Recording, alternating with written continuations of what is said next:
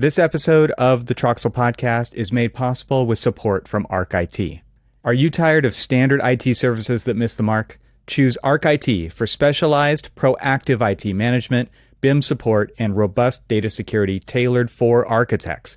Whether you're a team of 10 or a growing firm of 50 plus, ArchIT understands the architecture industry and will empower your unique creative vision to enable you to do your best work. Embrace a technology team that enhances, not hinders, your design process. Visit getarchit.com for your free IT assessment and start transforming your firm and your tech experience today. That's getarchit.com. Welcome to the Troxel Podcast. I'm Evan Troxel, and a little bit of housekeeping before we get into this episode, because October is a busy month for me, and I just returned from the AEC Acoustics Leadership Retreat in Melrose, Florida, that I spoke about in the recent episode with Phil Reed and Adam Thomas. I highly recommend that you check that episode out if you missed it, and the links in the show notes to learn more about the event. Because if I could sum up that retreat in one word, it would be transformational. And that is not hyperbole. The good news is they have another event coming up in April, which has a different angle. It's a little bit more technical. So again, check out the links in the show notes for that episode with Phil Reed and Adam Thomas. I'll also be attending Autodesk University once again, this time in San Diego, California, as I'm sure many of you will be too. And if that's the case, connect and message me on LinkedIn while you're there. I would love to say hello. Okay, in this episode, I welcome César Flores Rodríguez. César is the Chief Division Officer of the Planning and Design Division and Digital Twin Business Unit Lead at Nemetschek. César has more than 25 years of experience in the cloud space, especially in solutions for the AECO industry.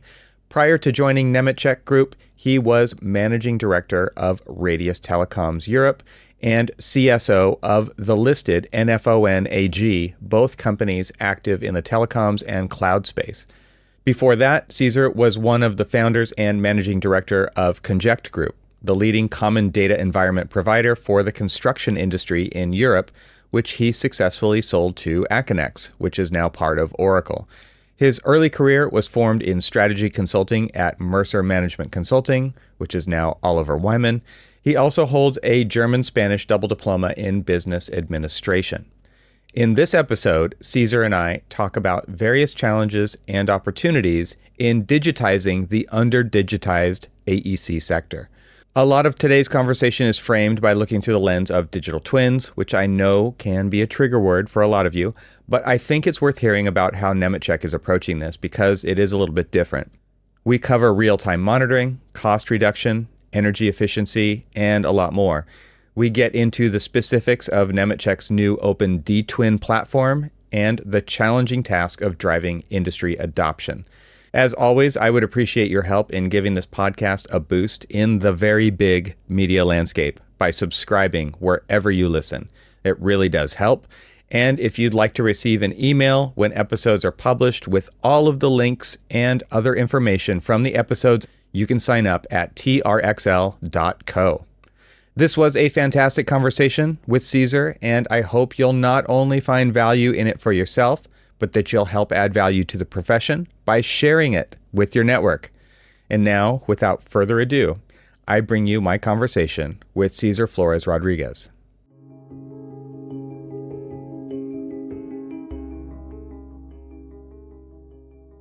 César, welcome to the podcast. It's great to have you. Thanks for having me here. And it's a great pleasure. And as we just said, we're on opposite sides of the planet right now. And that's not new for this podcast, but it's in the evening where you are. It's in the morning where I am. You're coming from Munich, Germany. I'm coming from Oregon on the west coast of the United States. And it's a pleasure to have you here. But also just thinking about it, like how it applies to the AEC industry and how teams have become global. And I know you're not new to that concept. Maybe you can just take us through a little bit of your history and how you've gotten to where you are at Nemetschek. I'm happy to do so. So I started in this industry in the year 2000, approximately, given that I founded a startup at that point in time called Conject that was very much focused on the collaboration between the different parties involved in complex projects like architects and engineers and owners, investors, all the consultants. That's how it all started. It eventually moved on, given that we sold it to a company called Aconex at that point in time. And then we sold Aconex to Oracle. And then I moved on and some consulting works. And that's how I got in contact with Nemetschek again, which is, as you're probably aware of, a very well-renowned company here in Germany for fully focusing on software for the AECO industry. And how did you get interested in AEC? Was it purely through the connections through the software industry, or was it something else? In my very first job life, I had been doing some consulting already before at two companies, Ole Hullenberg and Oliver Wyman. And during these jobs, I actually came in the first time into real contact with the real estate and construction industry. I was fascinated, and I also saw the endless possibilities given that our industry is under-digitalized. I still see, even now after 25 years, probably that's why I've got gray hair for the ones who see me on video, I see the many possibilities our segment offers, and I realized this very early on. I was fascinated, and we started to work on it with a couple of friends, and that's how it all began. Interesting. So when you say under-digitized, I mean, I hear that term a lot. Can you, from your perspective, kind of explain what you mean when you say that? Because I think a lot of people repeat those words because they've heard somebody else say it. It must be true. Tell us what you mean by that. I see and have seen many processes that are either manual or paper-based or in every sense very unproductive. So let me give you a couple of examples. Perfect. If I look at something like permitting, it's still a process. At least I can say that for some countries where I'm very close to here in continental Europe, that you need to print out everything that was digitally produced at the very beginning, be it in some nice BIM authoring tool, then including all the documentation related to it. You print everything out and to bring it to your local authority regarding the local permit for it. And then they scan it again and put this back with some feedback. And you do exactly the same. You kind of introduce all these changes back again into your digital document, and then you print it out again. So that's, for me, something that is a little bit outdated. And these are changes, I think, where we can have a very positive effect upon. And this is just one example. The same is true for the handover process, which is also something that has been done for decades manually, and it's still partially being done manually, instead of having a proper handover process in a digital way in front of you.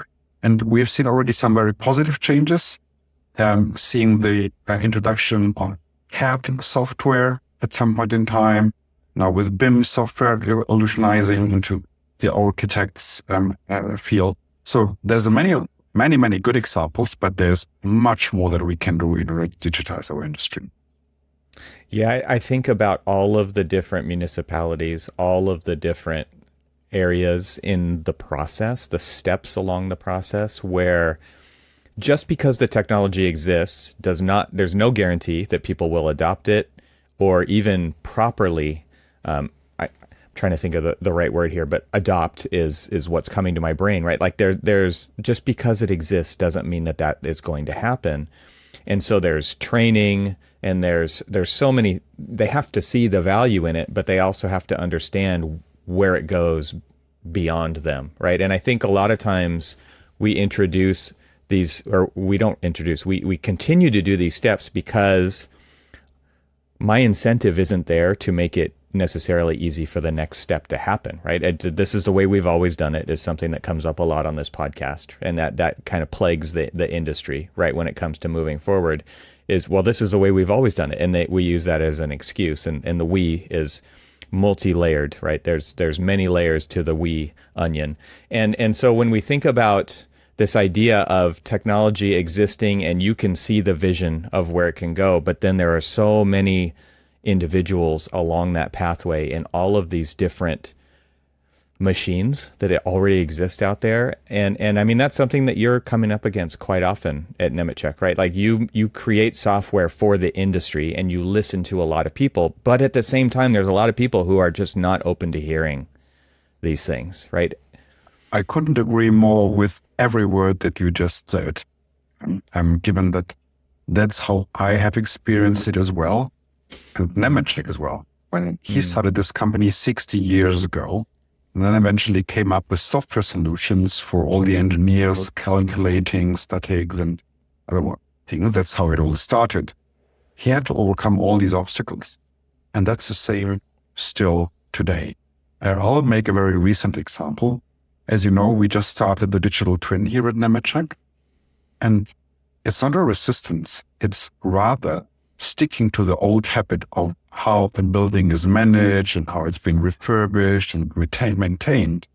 It's such a pity that there's no software or digital replica of a building in some radical cases around the globe, even of very prominent buildings around the globe.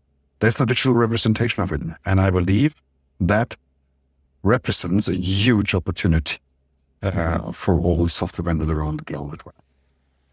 There's been a few people come on the podcast to talk about digital twins, and some of the conclusions that we've come to on the show have to do with owners who, what we would call maybe like a serial owner. They have many properties or many buildings, and it tended, at least at the time of those conversations, it tended to make sense for owners like that who are going to really be invested in the operations, facilities management in a very digital plus analog sense as they move forward. But the onesie twosies, the small, if an owner has one building or two buildings, like understanding the value proposition of what a digital twin could potentially be for them, I think is a hard pill to swallow. It's very difficult to have adoption in there. Has anything changed in the past few years in that regard when it comes to, I mean, because like, let's be honest, there's a big step, there's a big threshold to cross for an owner to continue to maintain a digital twin copy of their physical building, right? I mean, you have to learn software. You have to keep that software up to date.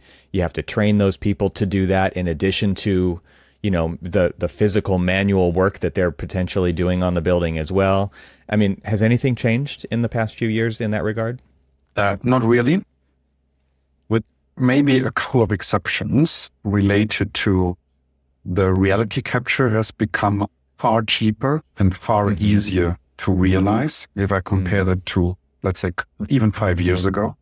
The second bit is that the connection to existing VMS systems or sensors in a building has also become far easier, with some of the connectors becoming more standardized and most of the sensors now having an IP address that you can actually call, and therefore then have a proper and meaningful insight into that room or into and out door sensor related to temperature or humidity or whatever it is.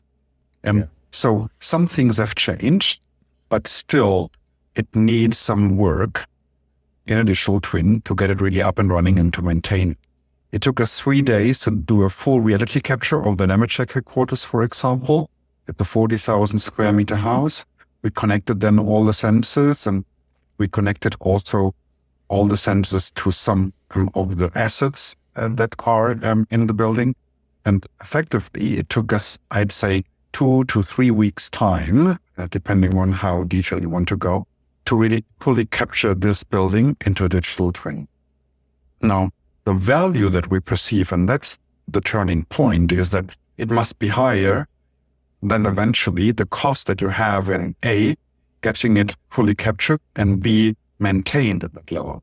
So what we see more and more with our customers as a value for them that they perceive as very high is cost efficiencies, energy reduction, Then also playing with sustainability and sustainability reports as well that play a vital role, but also some of the processes, given that you can actually, for example, do some part of the inspections even remote if required. So there's, for the owners that have maybe a portfolio of buildings, the value is higher, and the more complex the building is with more assets, and so asset density plays a vital role. I think the higher the value that is perceived out of the digital twin. It is interesting to think about this from an owner's perspective, because I think the criticism of digital twin technology in AEC is that it's a solution looking for a problem, right? It's like, it doesn't equally apply to everybody, I think, is one way to look at that. But the other thing is like that you were just talking about, the value has to be higher than what it's going to take to actually do this, and then do it over time, for as long as the building exists, potentially, right? So that is a difficult problem statement for many to say, yeah, we're willing to go down that path. And I come from a world of architecture in the public realm, right? And what I have found on projects that I have worked on, several projects, they don't even have a budget to maintain the building once they get it built. Like, they're spending all of the money just building the project.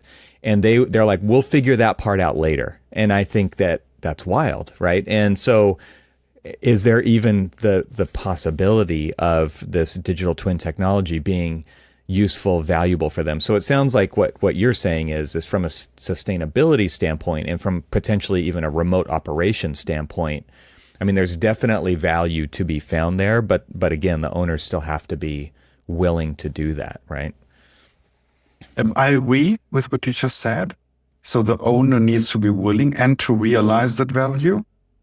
Is there always a budget for it? No. So it's really on us together working sometimes with a client. And if I look at the public side, it's about then going through a tender as well. And there needs to be a budget for that tender then in order to really make it happen. But eventually the outcome of cost efficiency and equally, combined with the energy reduction or consumption reduction, plays a vital role.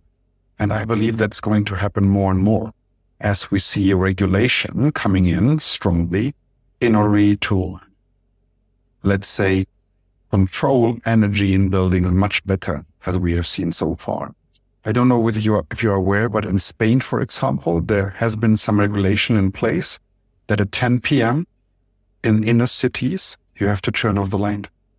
In shops and in banks, for example, so where you don't need light, but you need to control that. You need to have a report on that. You need to ensure that it really happens from a customer perspective. That's where something like a digital twin can really help you, because this, I believe, is only the start of it. There will be much more processes of that kind coming through regulation. This episode is made possible with support from AVAIL. AVAIL makes the best software to manage all of your AEC digital content. Dedicated to developing tools that save AEC teams time, AVAIL has now added Revit Application Version Management to its suite of content management capabilities. Once a painful manual process, Revit Application Versioning is now automatic for AVAIL customers. Publishers simply upload files to an AVAIL channel, and the files are automatically converted to newer versions from Revit 2021 through Revit 2025. For users, the experience is then seamless. They can search, select, and utilize the Revit content in AVAIL, regardless of what Revit version they are working in. Inquire about a demo of AVAIL and its new Revit Application Version Management features today at getavail.com/request-demo. My thanks to AVAIL for supporting this episode of the Troxel Podcast. And now, let's get back to the conversation.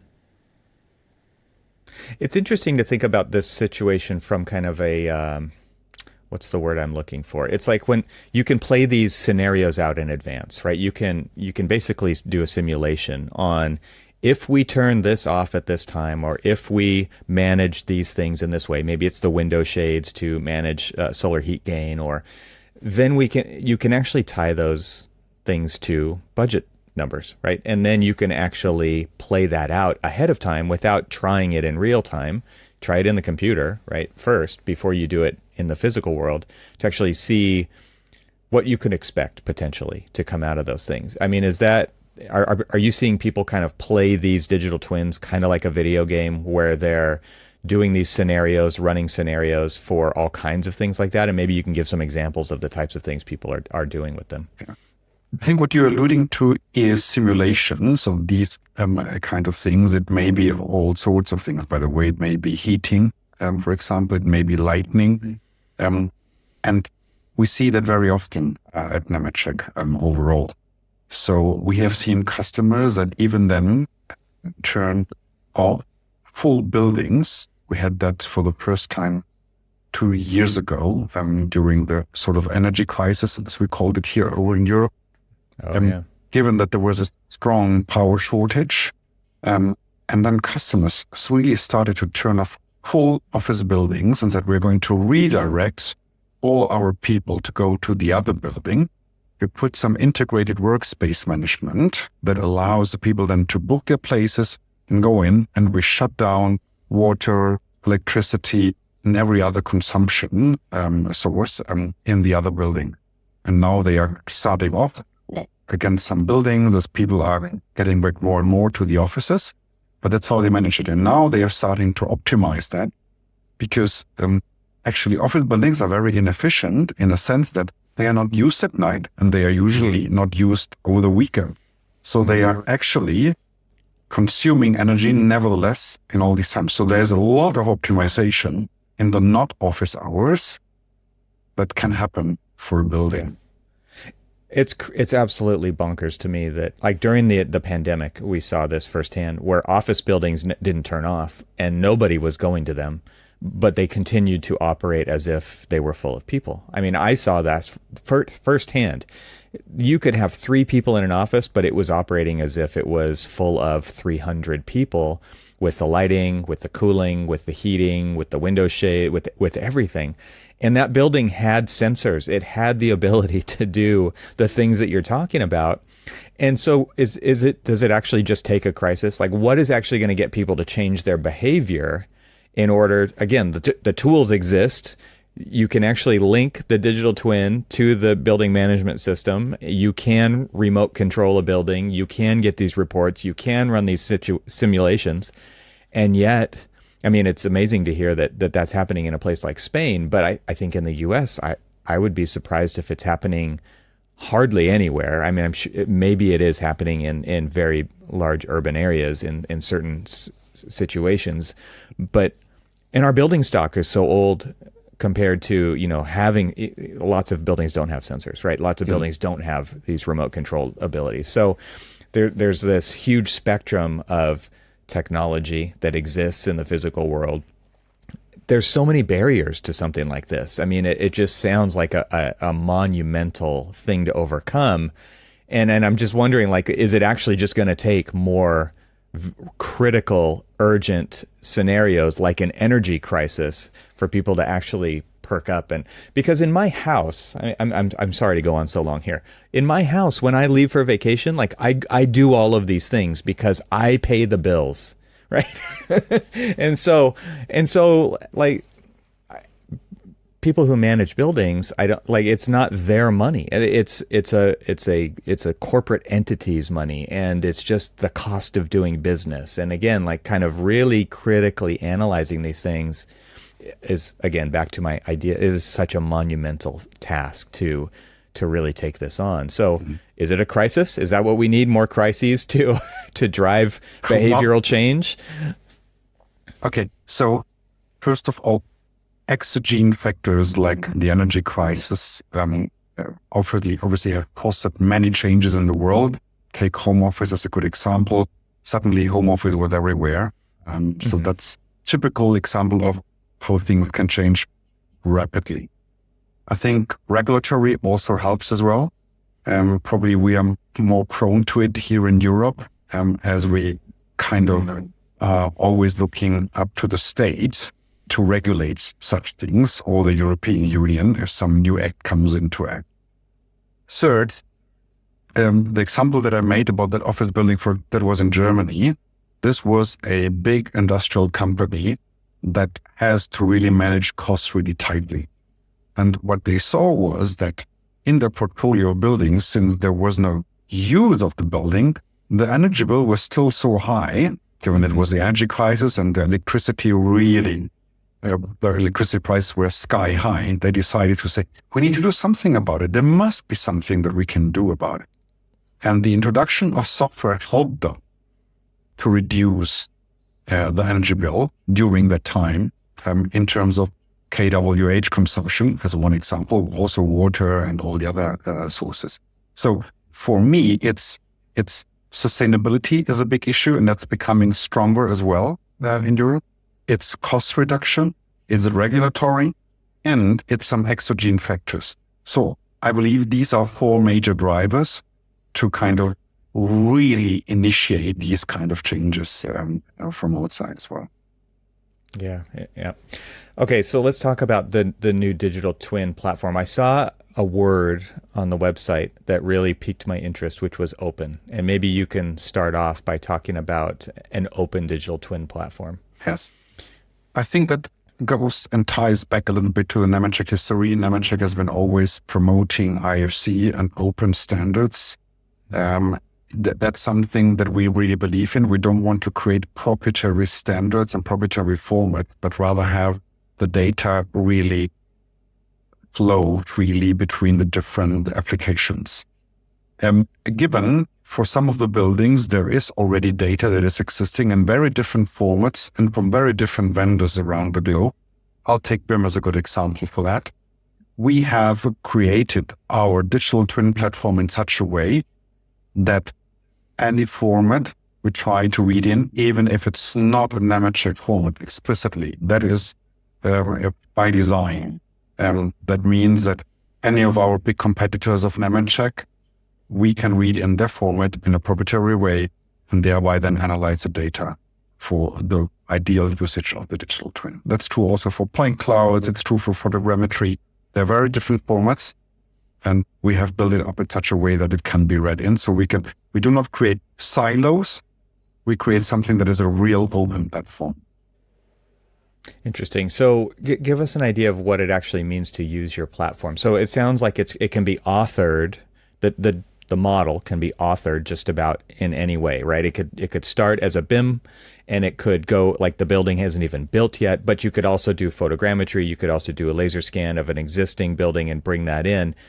And then what are you doing in the platform and how are we accessing that? Is it a desktop application? Is it through a web browser, et cetera? Give us an idea. So what you do is usually for existing buildings, and in this case, because that's really most of our cases that we are currently finding, is to really fully digitize that building. And that means that we take point clouds with some of our partners, we do photogrammetry, we take photos with drones, and we combine it with everything that we can find that already exists digitally. That means any BIM model or CAD model. And what we are able to do is to overlay all that information.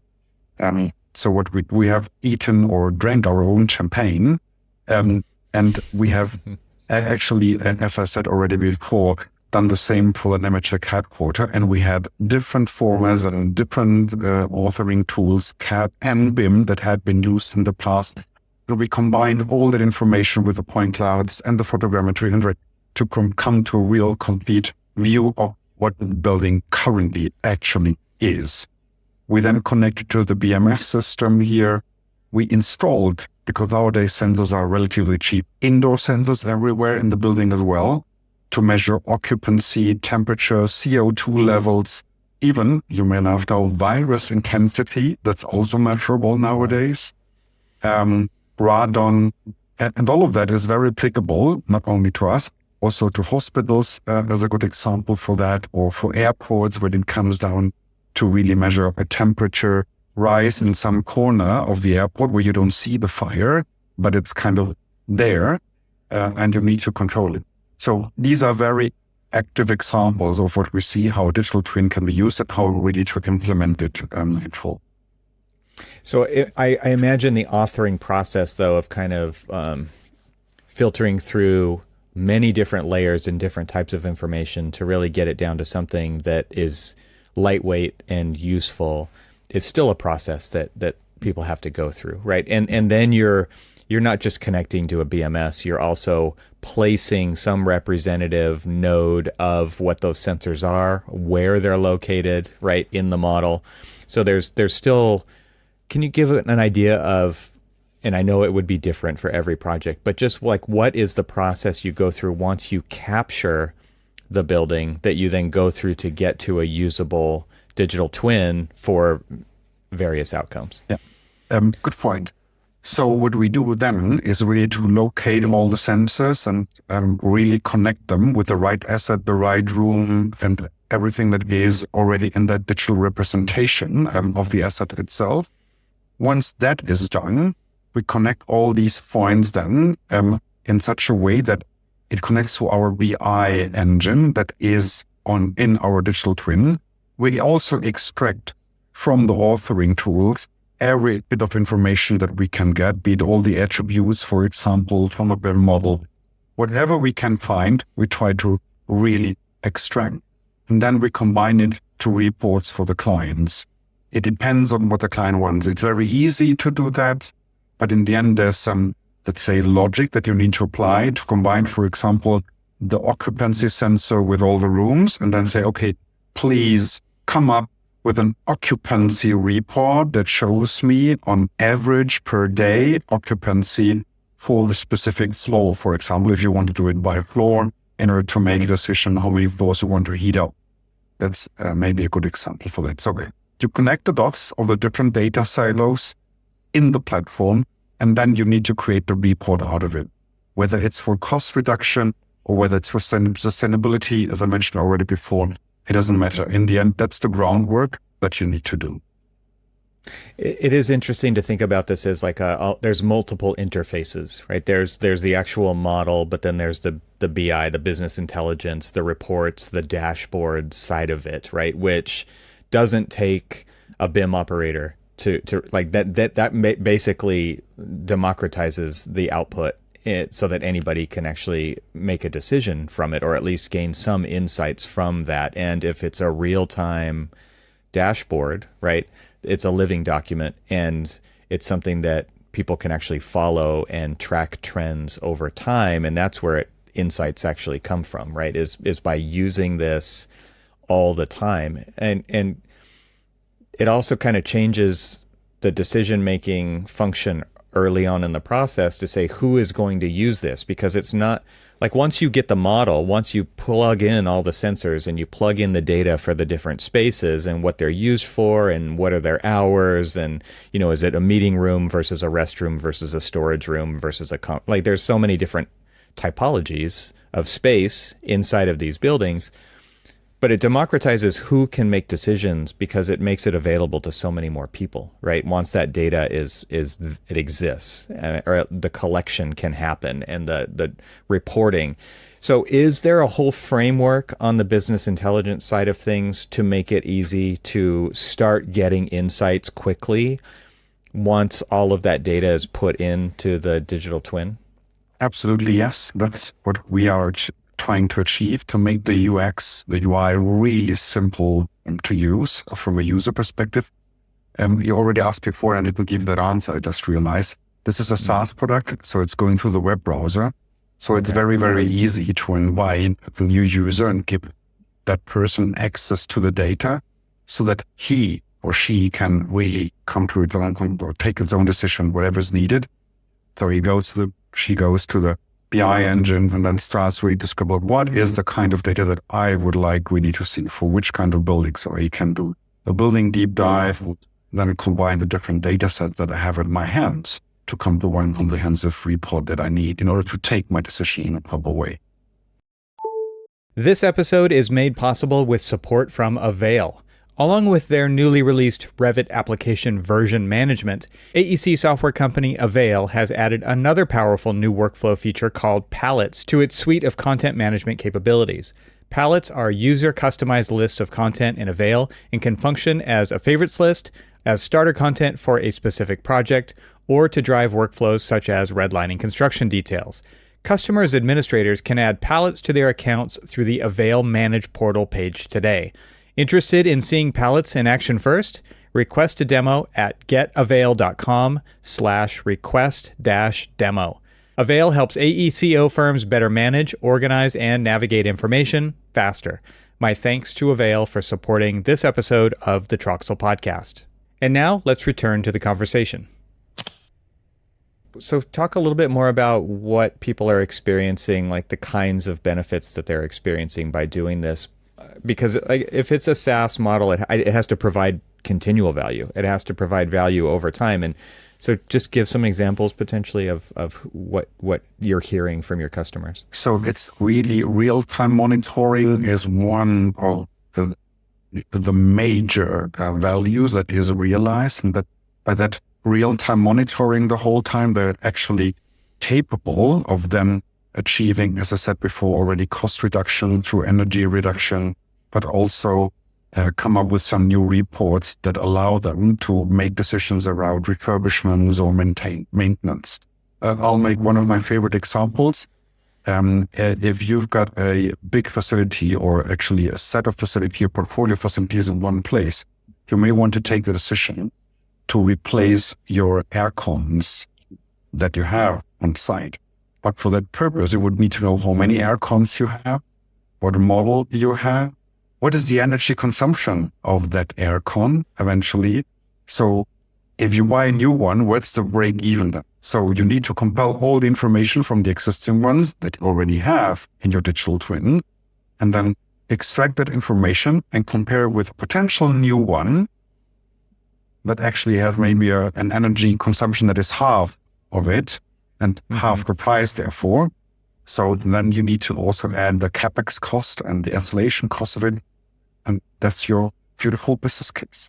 So that's something, but there are also very simplistic cases. It may be even just to check the fire extinguishers, as simple as that. So it's a point cloud, and we have written a routine to really identify all the fire extinguishers, because a lot of companies do not know, where are my fire extinguishers? How many do I have? It's very simple cases as well that we are trying to solve for our customers. That's a really great example. I mean, because it's not like the fire extinguisher has a sensor on it, or maybe I'm wrong, but knowing where they are, what model it is, when they need to be checked, when they need to be serviced or replaced. And it's things like that that enable an effective, because what would be worse than having a fire extinguisher that it is broken or it's expired, for example, right? When something wrong actually goes wrong.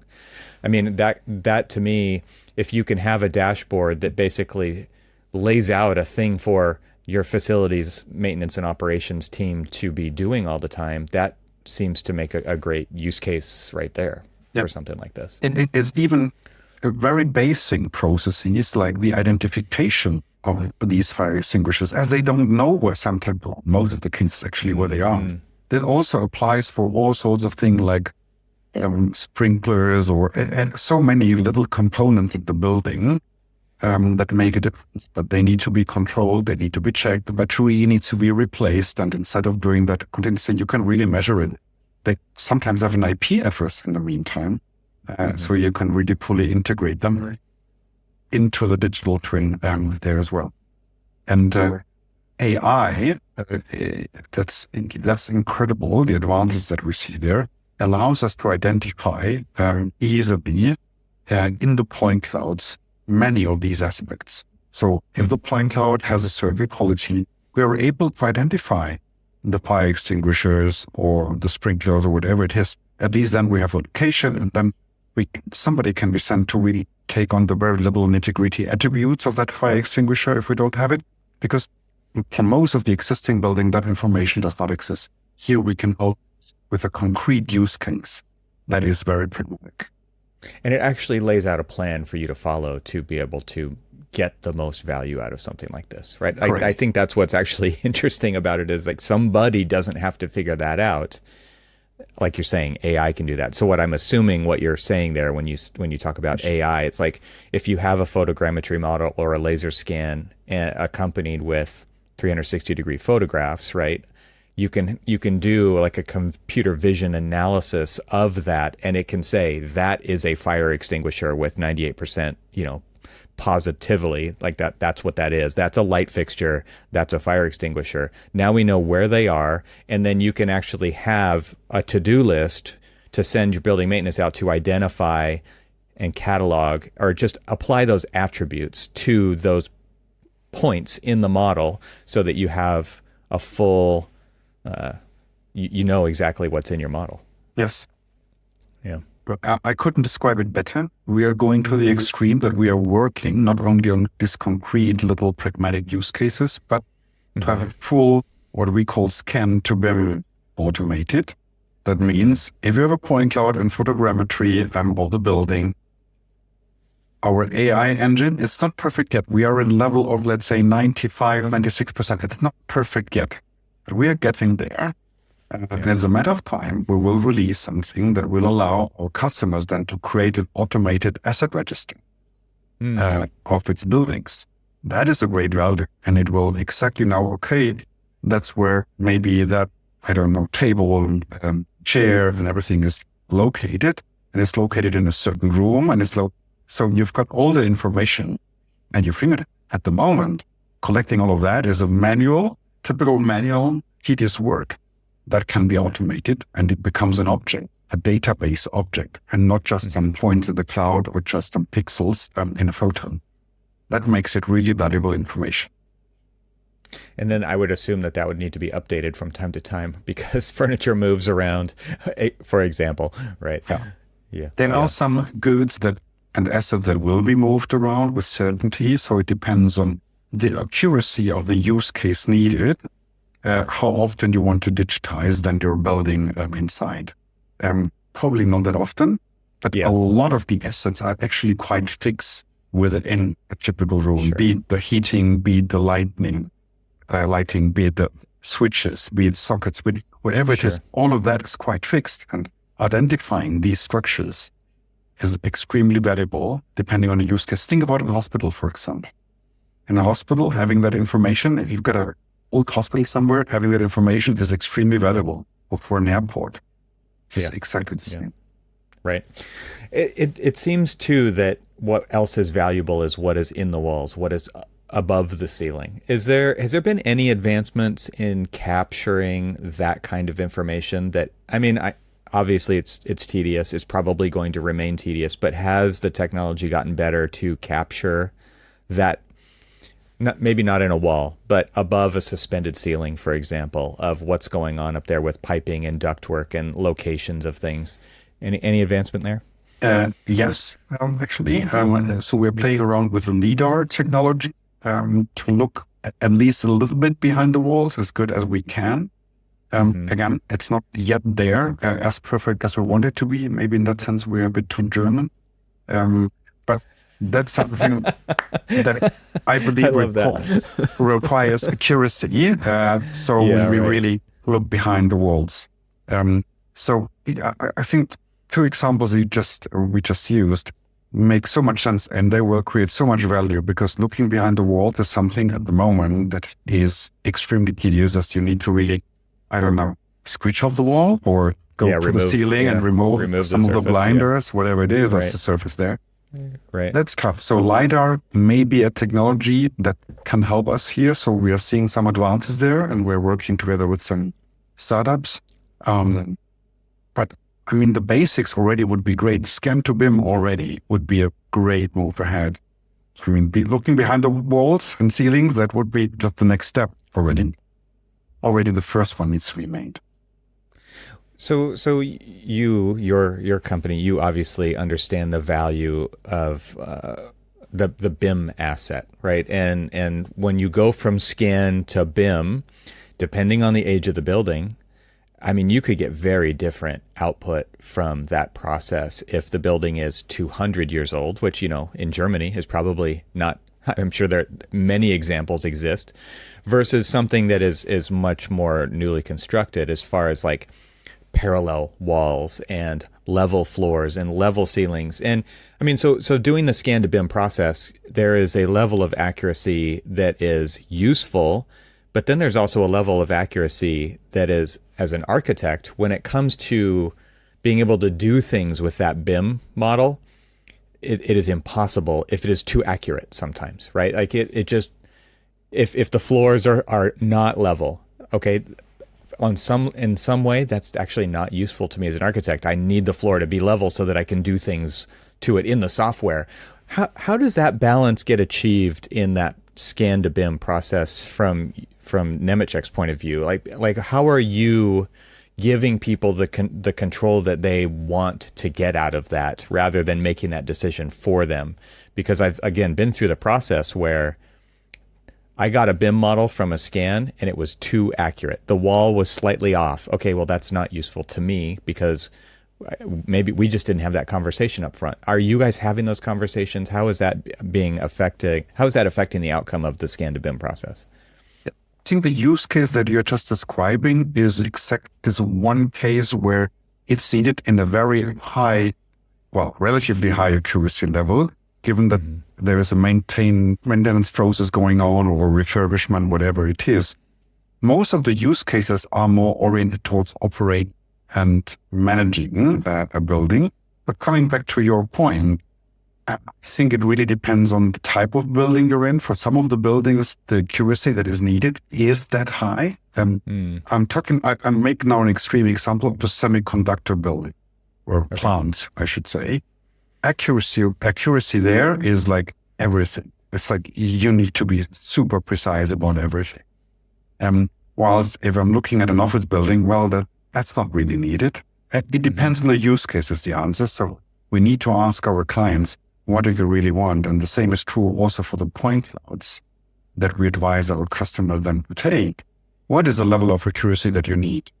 So is it like, I don't know, a point like 2 millimeters or is it 2 centimeters? Or what is it that you really need for your specific use case? Yeah, the tolerance is a big issue, right? Because the LiDAR can do something that photogrammetry can't, for example. And when we draw something from scratch in BIM, we're drawing everything parallel and flat, right? And that's what CAD has been designed to do. That's what BIM has been designed to do. And then when it actually gets built, it's something else entirely, usually, right? And so it goes through, then you have to kind of go through that as-built process, and you have to do the comparative analysis of a LiDAR scan to what was built, and then you have to reconcile that in the model.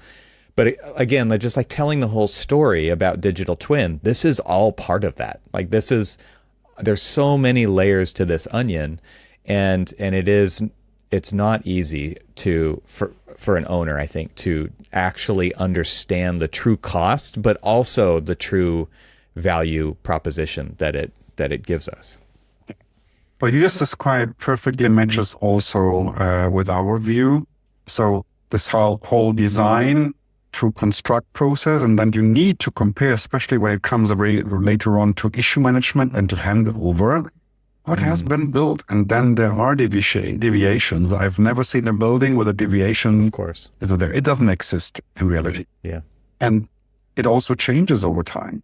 Not only physically, but also in the building itself. There's all sorts of changes, sometimes smaller, sometimes bigger ones. And that has an impact on building overall. So we need to really educate our customers and potential customers on that. And we see some of them realizing the value very early on. Universities are actually a prime example of that.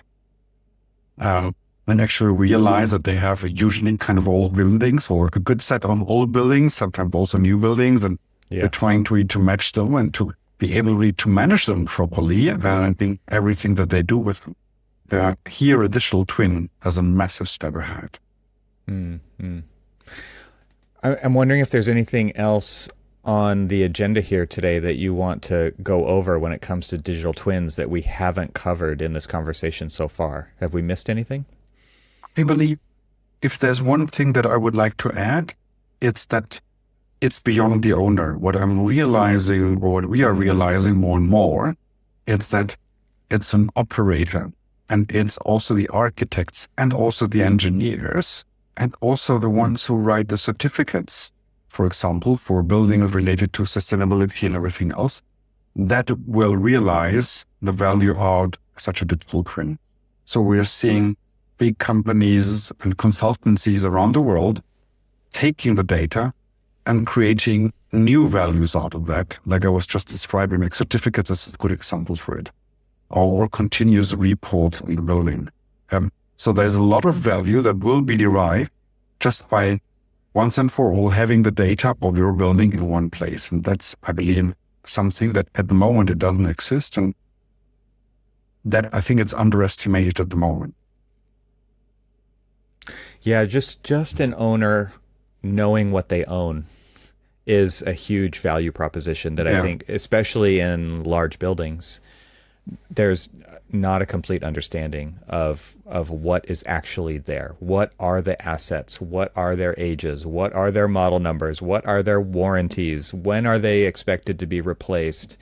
And there's so many layers to that I think there is a lot of value there. But at the same time, you're talking about a very proactive scenario in a very reactive world, right? Which is, we're just going to wait for that stuff. And of course, in many examples, like you've cited in airports and hospitals and fire stations, et cetera, like we can't wait for stuff to break. We have to be ahead. We can't have that scenario rise up because it literally is life or death for people. But when it comes to regular buildings, I'll just say it that way, it's a very reactive world. They wait for the roof to fail. They wait for the air conditioning unit to stop working in the classroom in the school. And that behavior change is very difficult. I'm rooting for you to help figure that out, because I do think that not only is there value along the whole path of operations for new businesses to exist and to extend relationships. For example, with architects, right? Often, like, once the building is open and it's occupied, architects are on to the next project. They are not continuing to stay involved. They may do a after occupancy kind of survey to kind of see if it's working out, but that relationship really doesn't continue along with that owner group or that building, because they've built it. Right? And now we're going to move on to another one. But this does provide an opportunity to stay involved in the satisfaction of using that building the way that it was designed, in the operations of that building moving forward. And there are new value proposition, new ways of doing business, I think, that are afforded in with technology like this and with this new way of thinking. So in that way, I'm very much rooting for you, because I feel like architects, if people don't understand the value of architects, it's not going to get any better by stopping the relationship when the building becomes occupied, right? It actually needs to continue beyond that. And I think architects are in a very good position to help owners get the most out of their new facility that they just went through this huge process with to bring into reality. So I am rooting for you, and I think that there is legs here, but I think it is you have a monumental task ahead of you. And it's not just you, right? There are many people kind of trying to tackle the digital twin. There's the digital twin consortium. Autodesk obviously has a big push into this. Nemetschek has a big push into this, and several startups with the scan process, the scan to BIM process, and making sense of all that data. So it's very interesting to kind of get this update and see where things have come in the last few years, but also potentially where they're going. I can only agree to so many things that you just said. I am seeing as well that big architectural offices around the globe are extending their offering into the operate and manage phase as well, for exactly the reason that you just stated, because it makes so much sense. There is also the possibility of extending with a digital twin the lifespan of a building or of an infrastructure. Allow me to make one very nice example where we have a digital twin of the Brücke in Hamburg. That's the second most used bridge in Germany. So this bridge, which crosses a sensitive point in Hamburg, was built 50 years ago. The city does not have money to actually build a new one. So they need to extend the lifespan of the existing one. They have connected 500 sensors to that bridge and created the whole digital representation of it. So they completely point cloud and photogrammetry. They created a full BIM model, combined all the sensors, and they are measuring live the bridge in order to make sure that they don't miss anything so that the lifespan can be extended. Given it will take another 10 to 12 years until the new bridge or the new tunnel will be built. So that's quite a very interesting example where it's not about sustainability or consumption or anything else. It's extending the lifespan of an asset or an infrastructure in this case. It kind of is about sustainability, right? Yeah, because true. it's like Yeah, because if you're keeping an asset longer, I mean that's a worthy goal. What kinds of things are they measuring when it comes to that? Is it stress on the members? Is it cracking? Like what kinds of things are they actually measuring? All and that and more. It's temperature, humidity. Some sensors are inside the concrete and measuring constantly the cracks. And there's also some noise from sensors, if I'm not mistaken. So it's really all so the sensors to really come to a full and comprehensive view of the bridge. Interesting. Wow, fascinating. Well, thank you for sharing all that. And I appreciate you coming on the podcast to share about the latest in digital twins and this new open platform that you've created. Maybe we can just finish up here and you can let people know where they can go to learn more about this. And then we'll include links to all of those places in the show notes. But where's the best place to send people if they want to learn more about what you're up to? There is two places where they can go to. Either they go to Nemetschek.com, where they already will find a lot of information. And the other to go to is Nemetschek-DTwin.com. There will find the specific information related to DTwin. That's the name of our platform. Nemetschek DTwin. And that's one word, no spaces, just DTWIN. Perfect. Yeah. Well, the URL to read is Nemetschek-DTwin. And no space, no dash, no point in between. Okay, great. I will put both of those links in the show notes for this episode. César, thank you so much. It was a great conversation. Evan, it was a real pleasure. Thank you very much for having this conversation with me. Thanks to our sponsors, and thanks to our members this week. Find out how you can become a member at trxl.co. And I'll talk to you again next week.